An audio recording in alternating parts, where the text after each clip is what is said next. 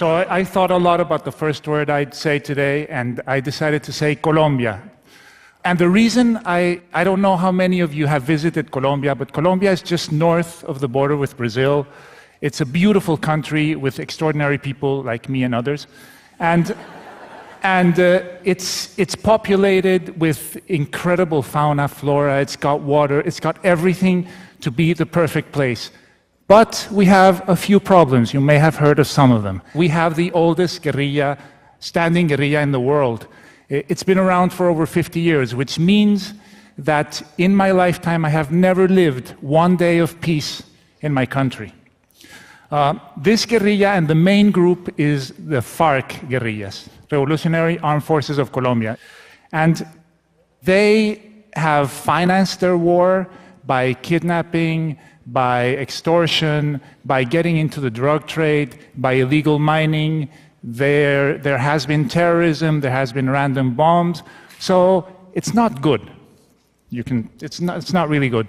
And if you look at the human cost of this war over 50 years, we have had more than 5,700,000 displaced population. It's one of the biggest displaced populations in the world.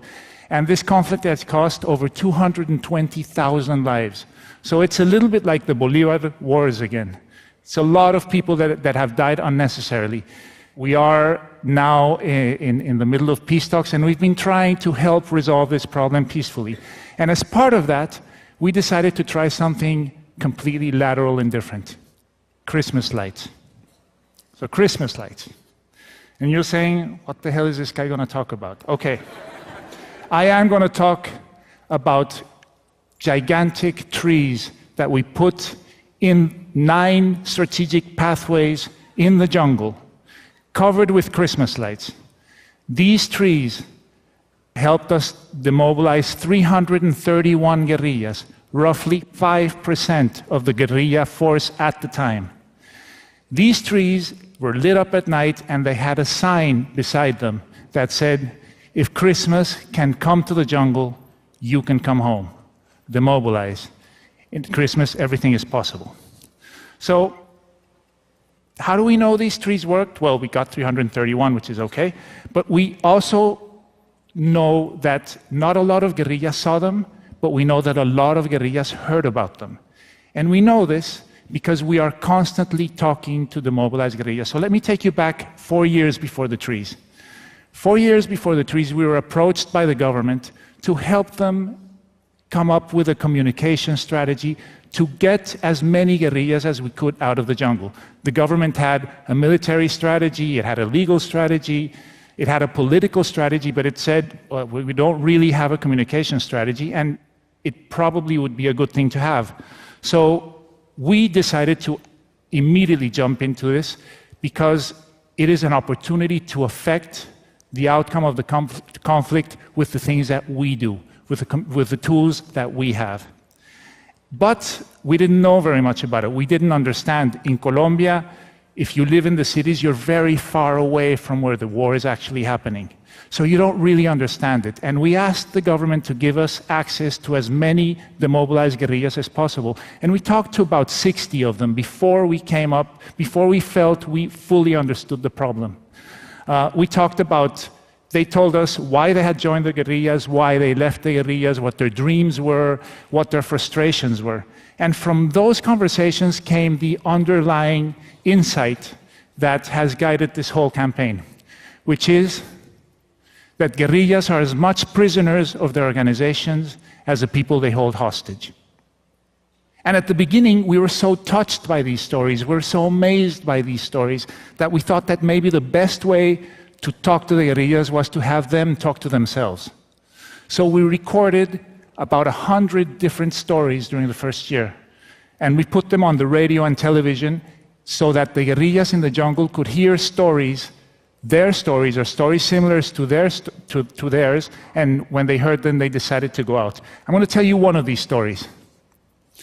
This person you see here is Giovanni Andres. Giovanni Andres is 25 when we took that picture. He had been 7 years in the guerrilla, and he had demobilized very recently. His story is the following. He was recruited when he was 17, and sometime later, in his squadron, if you will, this beautiful girl was recruited, and they fell in love. Their conversations were about what their family was going to be like, what their kids' names would be, how their life would be when they left the guerrilla. But it turns out that love is very strictly forbidden in the lower ranks of the guerrilla. So their romance was discovered, and they were separated. He was sent very far away, and she was left behind. She was very familiar with the territory, so one night when she was on guard, she just left. And she went to the army, she demobilized, and she was one of the persons that we had the fortune to talk to. And we were really touched by this story, so we made a radio spot. And it turns out, by chance, that far away, many, many kilometers north, he heard her on the radio. And when he heard her on the radio, he said, "What am I doing here?" O sea, she had the balls to get out. I need to do the same thing. And he did. He walked for 2 days and 2 nights. And he risked his life and he got out. And the only thing he wanted was to see her. The only thing that was in his mind was to see her. The story, they did meet. Okay? I know you're wondering, but yes, they did meet. They did meet. She had been recruited when she was 15, and she left when she was 17. So there were a lot of other complications, but they did eventually meet. I don't know if they're together now. I can't, but I can find out. But what I can tell you is that our radio strategy was working. The problem is that it was working in the lower ranks of the guerrilla. It was not working with the commanders, the people that are more difficult to replace, because you can easily recruit, but you can't get the older commanders. So we thought, well, we'll use the same strategy. We'll have commanders talking to commanders. And we even went as far as asking ex-commanders of the guerrilla to fly on helicopters with microphones, telling the people that used to fight with them, there is a better life out there, I'm doing good, this is not worth it, etc. But, as you can all imagine, it was very easy to counteract, because what was the guerrilla going to say? Yeah, right. If he doesn't do that, he's going to get killed. So it was easy. So we were suddenly left with nothing, because the guerrilla were spreading the word that all of those things are done because if they don't do it, they're in danger. And somebody, some brilliant person in our team came back and said, you know what I noticed? I noticed that around Christmas time, there have been peaks of demobilization since this war has started. And that was incredible, because that led us to think that we needed to talk to the human being and not to the soldier. We needed to step away from talking from government to army, from army to army, and we needed to talk about the universal values, and then we needed to talk about humanity. And that was when the Christmas tree happened. This picture that I have here, you see, this is the planning of the Christmas trees, and that man you see there with the 3 stars, he's Captain Juan Manuel Valdés. Captain Valdés was the first high-ranking official to give us the helicopters and the support we needed to put these Christmas trees up. And he said in that meeting something that I will never forget. He said, I want to do this because being generous makes me stronger, makes my men feel stronger. And I get very emotional when I remember him, because he was killed later in combat, and we really miss him.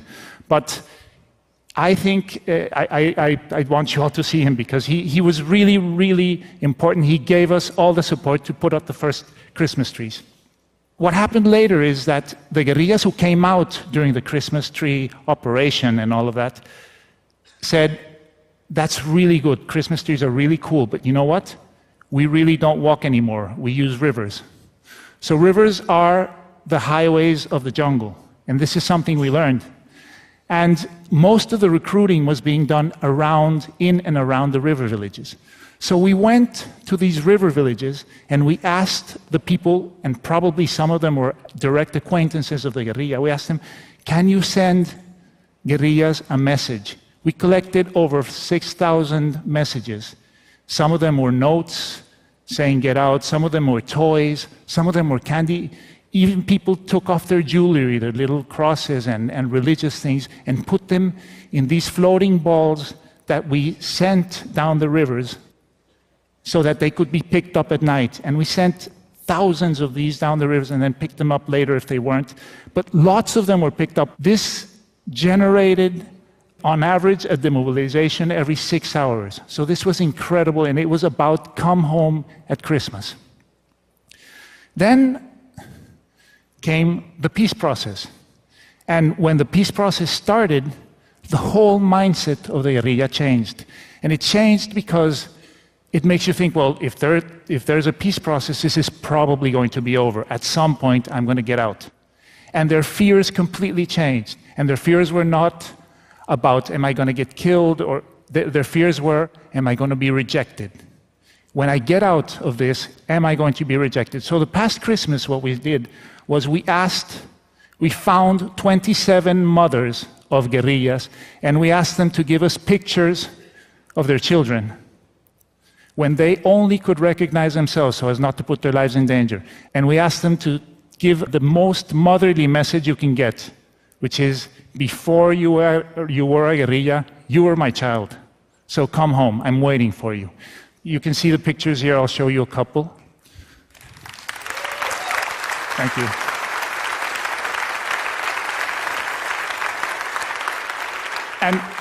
And these pictures were placed in many different places, and a lot of them came back, and it was really, really, really beautiful. And then we decided to work with society. So we did mothers around Christmas time. Now let's talk about the rest of the people. And you may be aware of this or not, but there was a World Cup this year. And Colombia played really well. And it was a unifying moment for Colombia. And what we did was tell the guerrillas, come, get out of the jungle, we're saving a place for you. So this was television, this was all sorts of all different types of media saying, we are saving a place for you. The soldier here in the commercial says, I'm saving a place for you right here in this helicopter so that you can get out of this jungle and go enjoy the World Cup. Ex-football players, radio announcers, everybody was saving a place for the guerrilla.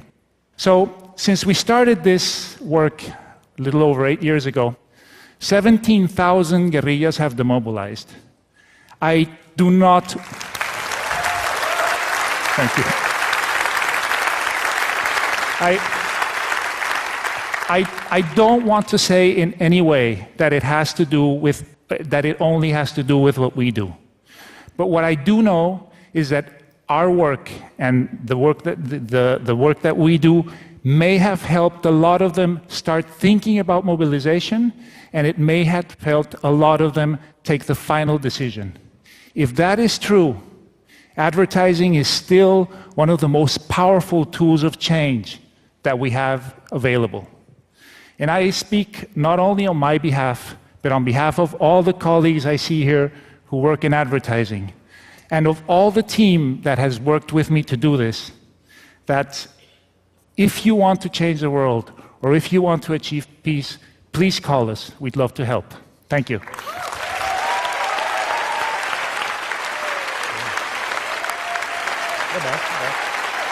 Not bad. Big applause.